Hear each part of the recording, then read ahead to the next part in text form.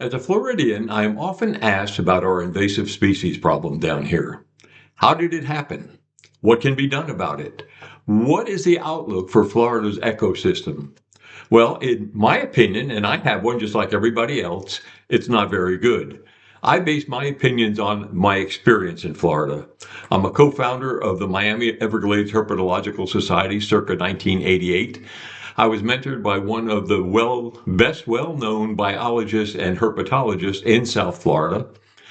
I have spent thousands of hours in the Everglades collecting snakes, tagging alligators legally for the national park.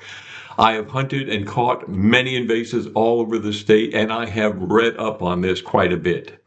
So, how did the invasion start? Well, many people think it started with Hurricane Andrew, and of course, that had a great impact. But invasives had a history way before Hurricane Andrew. In fact, the brown anole that came from Cuba and from other Caribbean islands was introduced here in the 1870s by ships coming over bringing produce. The green anole, which is known as the American chameleon, many think it's indigenous, and it might be, but I believe it also came over sometime in the 1800s. You know those little green lizards that we used to buy when we were kids at the pet store for 10 cents and wear on a chain? They're all over. In fact, I have them in my yard all over the place.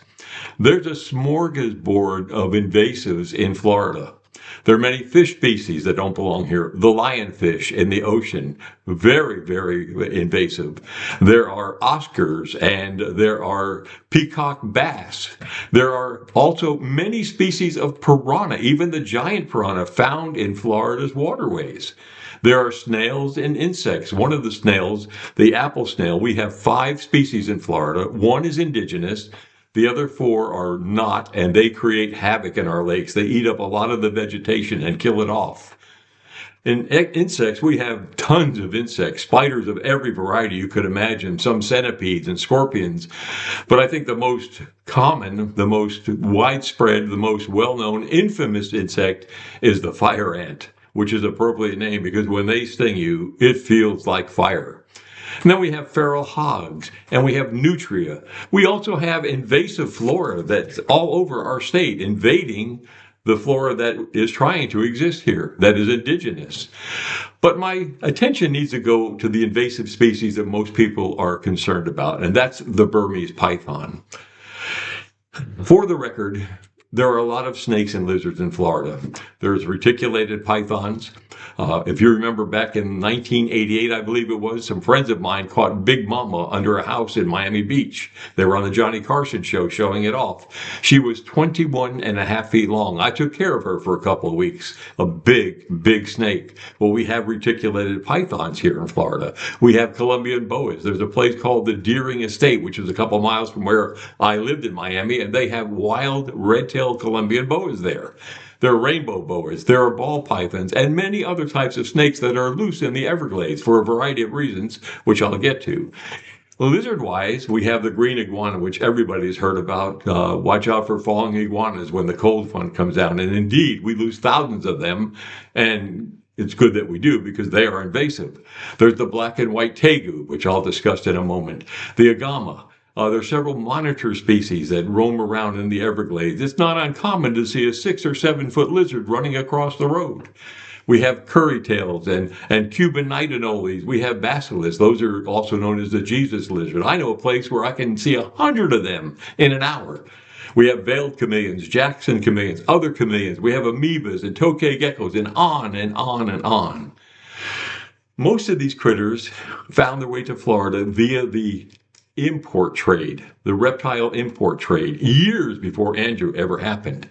Dozens of importers, in fact, perhaps scores of importers, brought in an estimated 99,000 pythons and thousands of other critters that don't belong in Florida. The state allowed huge reptile expos where people could go and purchase these animals. And these people basically had no experience. Many of these creatures got away from them because they didn't know how to house them.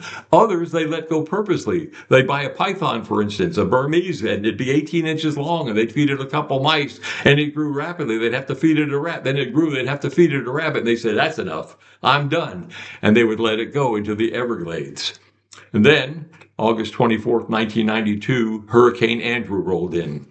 An estimated 70,000 homes in South Florida were destroyed. Many of them housed exotic reptiles, and they escaped out into the Everglades.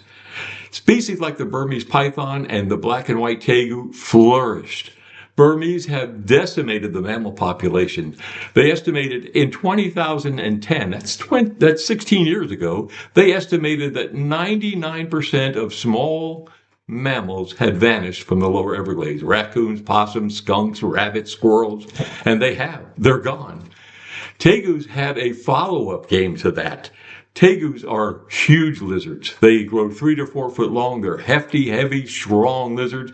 They're my favorite lizard, but they are invasive. They can grow to 15 pounds, and they are all over South Florida. The state has hundreds of cages trying to catch them. One fellow caught 1,600 of them in a year.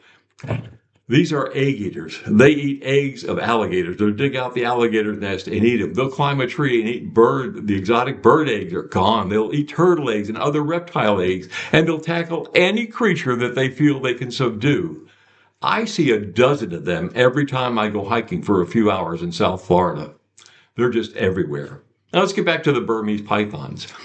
The estimate for Burmese pythons in the Everglades is 300,000. There are lower estimates, higher estimates, but the average is about 300,000. To date, the state's efforts have failed. They've managed to catch about 8% of that 300,000.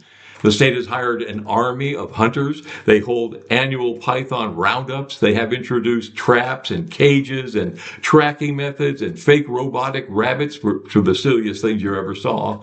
But the population continues to grow. And worse, it's starting to move northward. Now, my expert herpetologist friends that I know in South Florida, and they're really involved in this, they say that a balance will be struck. Eventually, the Burmese python will find a fit into our ecosystem. I disagree with that notion. I have always disagreed with that notion, and quite frankly, there is no evidence to support what they are saying. Pythons have a tendency to produce less when food is scarce, and food is scarce right now in the lower Everglades because they've eaten it all up. Every potential prey is gone, except for gators, and they exchange. The bigger gators eat the smaller pythons, the bigger pythons eat the smaller gators, and that's going on. But once they reach further north, and they are moving further north, and again, this is just my opinion, experts that I know disagree with me, but once they get far enough north and they have access to the feral hog population, where there are hundreds of thousands of feral hogs, and into the farm livestock areas where there are goats and chickens and all that other stuff running around, their numbers are going to increase and increase rapidly. Now, female pythons lay between 50 and 100 eggs every time they lay eggs.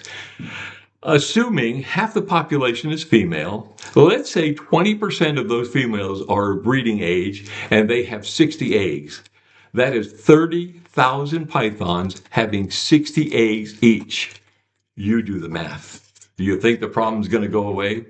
Well, that's a layman's snapshot of our invasives here in Florida. The outlook to me is bleak, very bleak.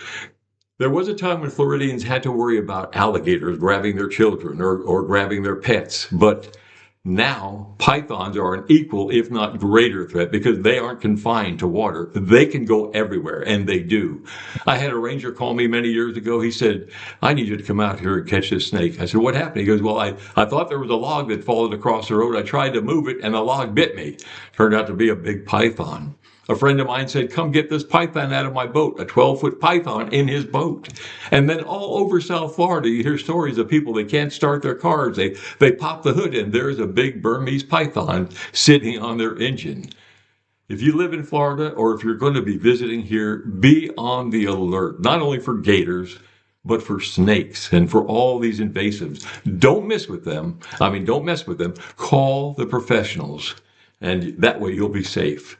Florida's in trouble, but hopefully we'll have some kind of relief coming in the future, although it's not clear what that will be. Thanks for stopping by today.